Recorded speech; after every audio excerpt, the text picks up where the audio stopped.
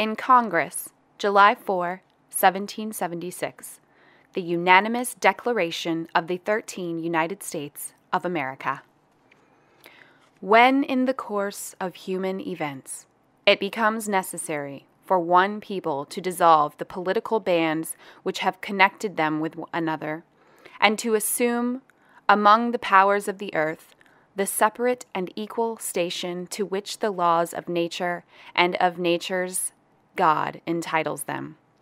A decent respect to the opinions of mankind requires that they should declare the causes which impel them to the separation. We hold these truths to be self-evident, that all men are created equal, that they are endowed by their Creator with certain unalienable rights, that among these are life, liberty, and the pursuit of happiness.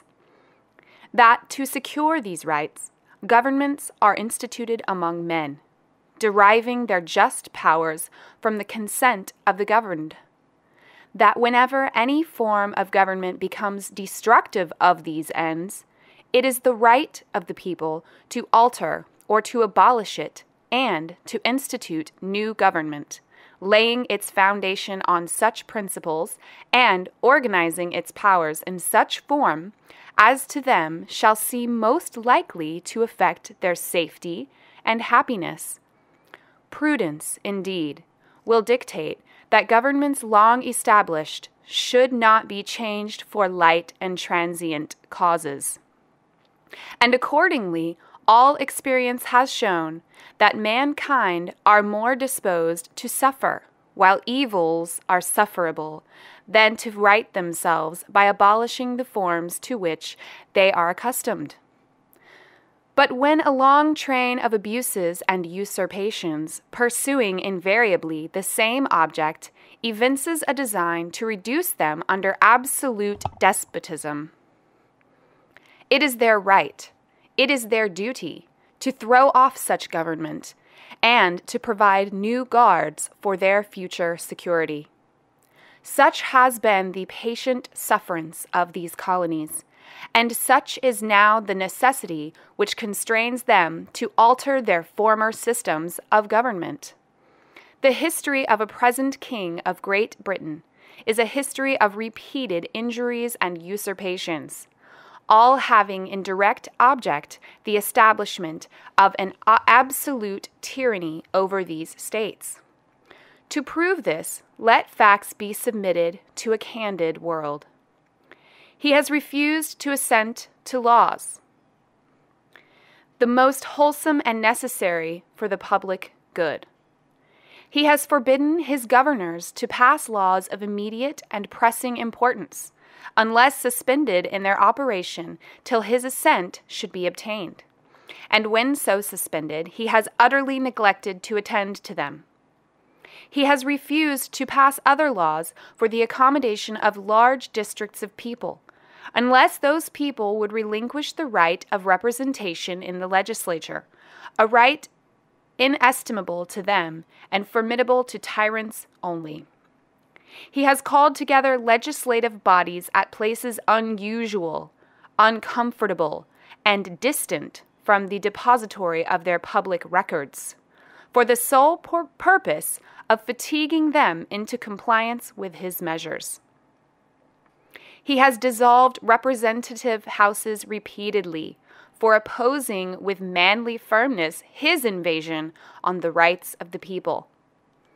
He has refused for a long time, after such dissolutions, to cause others to be elected, whereby the legislative powers, incapable of annihilation, have returned to the people at large for their exercise, the state remaining in the meantime exposed to all the dangers of invasion from without and convulsions within.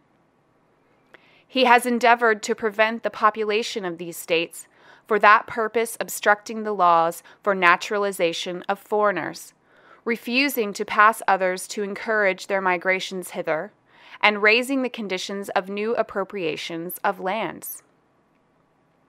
He has obstructed the administration of justice by refusing his assent to laws for establishing judiciary powers.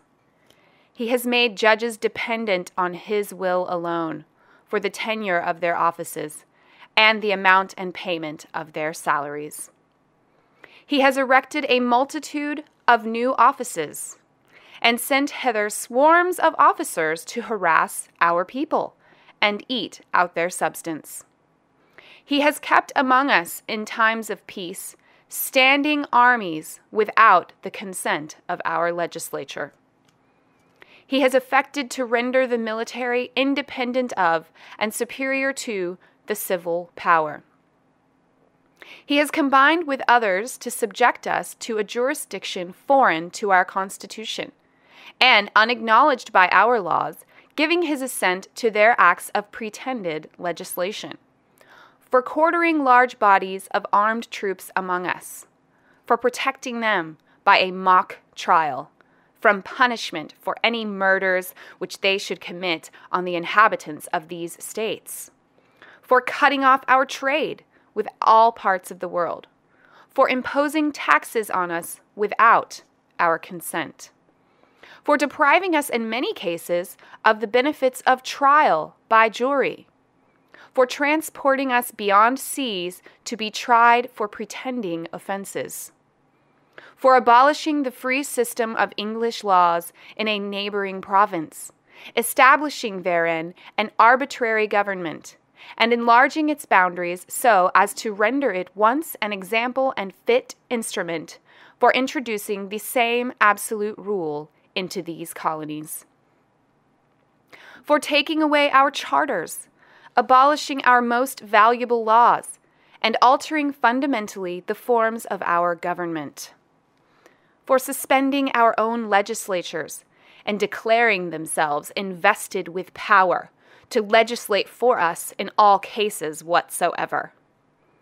He has abdicated government here by declaring us out of his protection and waging war against us. He has plundered our seas, ravaged our coasts, burnt our towns, and destroyed the lives of our people.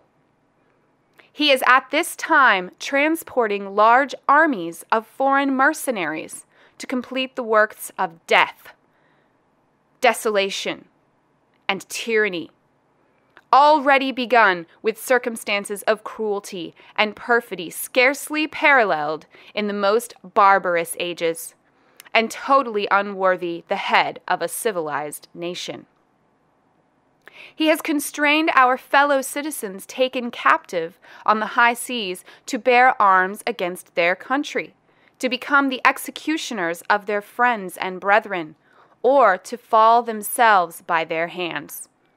He has excited domestic insurrections amongst us, and has endeavored to bring on the inhabitants of our frontiers, the merciless Indian savages, whose known rule of warfare is an undistinguished destruction of all ages, sexes, and conditions.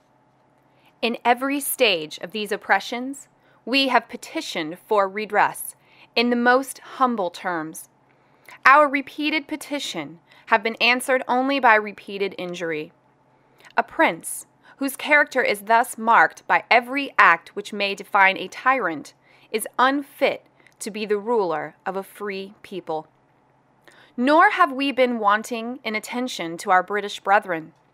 We have warned them from time to time of attempts by their legislature to extend an unwarrantable jurisdiction over us. We have reminded them of the circumstances of our immigration and settlement here. We have appealed to their native justice and magnanimity, and we have conjured them by the ties of our common kindred to disavow these usurpations, which would inevitably interrupt our connections and correspondence. They, too, have been deaf to the voice of justice and to consanguinity.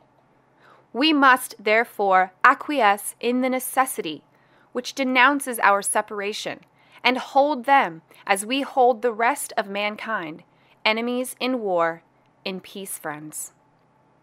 We, therefore, the representatives of the United States of America in General Congress assembled, appealing to the Supreme Judge of the world for the rectitude of our intentions, do, in the name and by authority of the good people of these colonies, solemnly publish and declare that these united colonies are, and of right ought to be, free and independent states, that they are absolved from all allegiance to the British Crown, and that all political connection between them and the state of Great Britain is and ought to be totally dissolved, and that as free and independent states, they have full power to levy war, conclude peace, contract alliance, establish commerce, and to do all other acts and things which independent states may of right do. And for the support of this declaration, with a firm reliance on the protection of divine providence, we mutually pledge to each other our lives, our fortunes, and our sacred honor.